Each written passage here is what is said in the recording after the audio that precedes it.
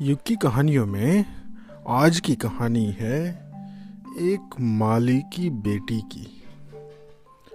अच्छा, इससे पहले मैं कहानी शुरू करूं, आप मुझे जल्दी से ये बताओ कि ये कहानियां सुनने से आपको क्या लाभ होता है और हमें कहानियां सुनना क्यों अच्छा लगता है। तो कहानियां सुनने से हमें ये फ़ायदा होता है कि हमारे चरित्र का निर्माण होता है, हमारी मोरल वैल्यूज़ बढ़ती हैं, और जब हम कहानी सुनते हैं तो उस कहानी के कैरेक्टर से उन उन शिक्षाओं से हम अपने आप को जोड़ते हैं, एसोसिएट करते हैं। जैसे आप मूवी देखते हो तो क्या करते हो, अपने आप को उस रोल में फील करते हो, इमेजिन करते हो, और वो कहानी के कैरेक्टर आपके दिमाग में घूमने लगते हैं। तो उसी तरह से जब आप कहानियाँ सुनते हो तो आप में, आपकी मेमोरी में वो चीज़ें स्टोर हो जाती हैं, और जब कोई सिचुएशन आती है तो आप उनको अच्छे से यूज़ कर सकते हो, और इसी तरह से हमारे चरित्र का निर्माण होता है, हमारी मोरल वैल्यूज़ बढ़ती हैं, हमें अपनी पुरानी बातों का, पुराने इतिहास का पता लगता है।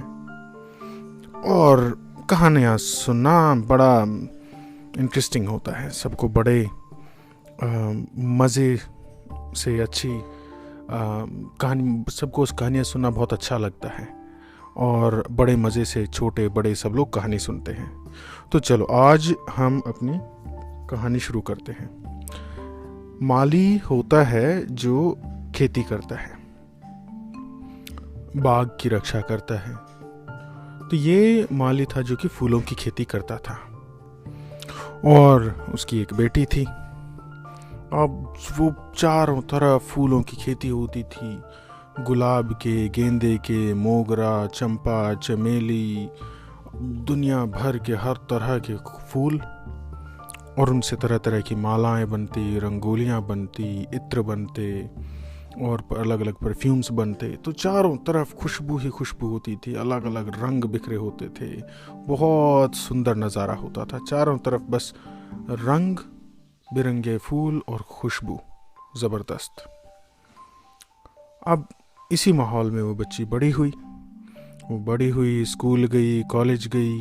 उसके बाद जब वो बड़ी हो गई तो उसकी शादी हो गई, और ऐसा हुआ संयोग से कि उसकी शादी एक मछुआरों के घर पे हो गई, जो समुद्र के किनारे रहते थे, और उनका काम था मछलियाँ पकड़ना। वहाँ पे हर जगह मछली मछली, काम पे गए तो मछली, वहाँ से वापस आए तो भर के मछलियाँ पकड़ के लेके आए आंगन में। कहीं मछली सूख रही है मछली के अचार डालने के लिए, कहीं मछली काट के बेची जा रही है, कहीं उसको धोया जा रहा है, कहीं उसको बेचा जा रहा है, कहीं दूर दूर तक कहीं मछलियों को बड़ी बड़ी स्टोर करके रखा जा रहा है, बड़े बड़े जार में। तो जगह जगह पे, हर जगह दूर दूर तक मछली। अब आप इमेजिन करो, जैसे फूलों की खेती होती थी, दूर दूर तक फूल होते थे, उसके एकदम उलट हर जगह पे मछलियां ही मछलियां। फूलों की खुशबू होती है, और मछलियां इतनी हुई मरी हुई है। वैसे मछलियां होती हैं तो मछलियों की बदबू बहुत होती है, तरह तरह की मछलियां।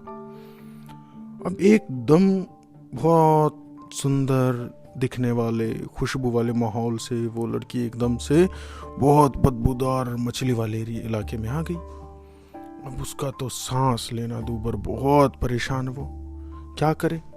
उसने तो कभी बदबू देखी ही नहीं थी, सूंघी ही नहीं थी। अब यहाँ पे तो हर जगह पे बदबू ही बदबू, बदबू ही बदबू, बुरा हाल। वो बहुत परेशान हुई। एक दिन, 2 दिन वो जाए कहीं, भूख भी, उसे उल्टी आने लगे, उससे सोया न जाए, सर दर्द होने लगा, और वो बहुत परेशान होने लगी।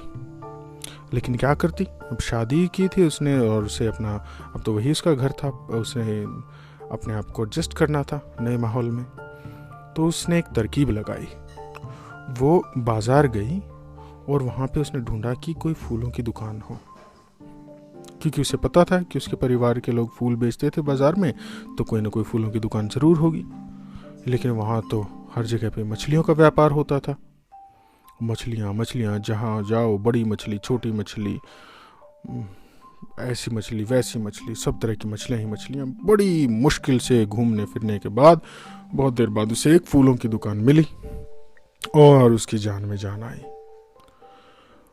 तो वहाँ से वो भर के बड़ा सा थैला फूलों का लेके आई और ला के उसने अपने कमरे में, अपने कमरे के बाहर, अपने आंगन में छोटे छोटे टोकरों में फूल रख दिए। और इससे क्या हुआ, उसे लगा कि अब उसने सारी बदबू दूर कर दी है और उसे बहुत अच्छा फील होने लगा। अब उसने तो इस तरह से एडजस्ट करना सीख लिया। उसे लगा कि उसने सारी मछली की बदबू को फूलों की खुशबू से बदल दिया है। ऐसे कुछ महीने बीते तो उसके परिवार से, उसके मायके से कुछ लोग आए, उसके रिश्तेदार, उससे मिलने के लिए। तो आते उनका भी वही बुरा हाल जैसा उसका हुआ था पहले दिन। मछली की बदबू, चारों तरफ मछली ही मछली, छोटी मछली, बड़ी मछली, मोटी मछली, कच्ची मछली, पकी हुई मछली, सूखी हुई मछली, अचारी मछली, सब्जी की मछली, मछली ही मछली और बदबू से उनका बुरा हाल।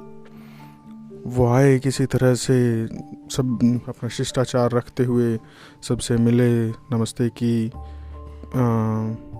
और सभ्याचार बनाते हुए वो उस लड़की से मिलने गए। वो गए तो उसने कहा, अरे तू यहाँ कैसे रहती है इतनी बदबू में? माली की बेटी होके तू मछुआरों के घर में देख, तुझे बदबू नहीं आती? तो वो लड़की बोलती है, अरे कहाँ बदबू, ये देखो कितने फूल रखे हैं, तुम्हें पता नहीं कैसे बदबू आ रही है। तो वो बोलते हैं, तू बुद्धू है क्या? तूने 1 किलोमीटर दूर तक मछली की लाइन लगी हुई है, हर जगह मछली ही मछली है, पूरे इलाके की मछली की खुशबू को तूने इन छोटे से थोड़े से फूलों से, 1-2 किलो फूल जो ले आई है, इनसे बदल दिया। ऐसा कैसे हो सकता है? अब बात तो उनकी भी सही थी, लेकिन बात लड़की की भी सही थी। अब इसे हम कहते हैं प्लेसिबो इफेक्ट। साइंस में एक टर्म होती है प्लेसिबो इफेक्ट। वो क्या होता है, जैसे मान लो कि 2 आदमी बीमार हैं और दोनों को आपने का बहुत अच्छे डॉक्टर के पास लेके गए और उन्हें कहा कि डॉक्टर बहुत अच्छा इलाज करता है और ऐसी दवाई है जो कि लेते ही रात रात में आपका दर्द ठीक कर देगी। ऐसी चमत्कारी दवाई की नई साइंटिस्टों ने इजाद कर ली है। अब आपने एक आदमी को, दोनों आदमी बीमार हैं, एक आदमी को तो असली दवा दी और दूसरे को खाली कैप्सूल दे दिया या उसमें चीनी भर के दे दी, और अगले दिन दोनों आदमी ठीक हो गए। जिसको दवा मिली वो भी ठीक, और जिसे दवा नहीं मिली, जिससे खाली पानी या चीनी या खाली कैप्सूल मिल गया, वो भी ठीक। अब ये कैसे काम करता है? ये आपके बिलीफ सिस्टम पे काम करता है। जब आपको यकीन हो गया तो आपका माइंड, आपकी बॉडी अपने आप से ऐसे केमिकल रिलीज करने लगती है, हील करने लगती है अपने आप को, कि आप ठीक हो जाते हो, क्योंकि सिर्फ और सिर्फ आपका बिलीफ सिस्टम चेंज हुआ है। तो ऐसे ही उस लड़की ने भी क्या किया था कि फूल रख के उसने मछली की बदबू को भगा दिया था अपने माइंड में। जब भी आपका बिलीफ सिस्टम स्ट्रांग होता है तो आप बहुत बड़े बड़े चेंजेस ला सकते हो अपनी लाइफ में। और एक बड़ा अच्छा शेर कहते हैं कि है अंधेरी रात मगर दिया जलाना कब मना है। जैसे रात हो जाती है, हर जगह अंधेरा अंधेरा अंधेरा होता है, लेकिन आप अपने घर में तो बल्ब जला लेते हो ना, आपके कमरे में तो रोशनी हो जाती है। अगर लाइट चली जाती है तो क्या करते हो? कैंडल जला लेते हो, दिया जला लेते हो, तो भी रोशनी हो जाती है। तो इसका मतलब ये है कि अगर चारों तरफ अंधेरा है, हर तरफ नेगेटिविटी है, बुराई है, आपको चीज़ें नहीं लग रही हैं, तो कम से कम आप उसमें भी कुछ न कुछ अच्छा ढूंढ सकते हो और उससे अपने आप को अपनी चेतना बनाए रख सकते हो और अपने आप को आगे बढ़ा सकते हो, खुश रख सकते हो, खुशी ढूंढ सकते हो, अपनी खुशी बना सकते हैं। एक आपके पास दोनों ऑप्शन होते हैं, एक तो आदमी रोता रहेगा, नेगेटिव हो जाए, हर चीज़ में बुरा बुरा बुरा मेरे साथ ऐसे किया, और एक और है कि वो खुश हो जाए, छोटी छोटी चीज़ों में खुशी ढूंढ ले। जैसे आपने कमरे में बल्ब जला दिया तो आपके कमरे में लाइट हो गई, लाइट भाग गई तो आपने दिया जला लिया। ठंड हो गई, आप आग जला के बैठ गए, उससे आपको रोशनी भी मिल गई और आपको लाइट भी मिल गई। उस लड़की के पास मछली थी तो वो थोड़े से फूल रख लिए, उसको उसमें खुशी मिल गई।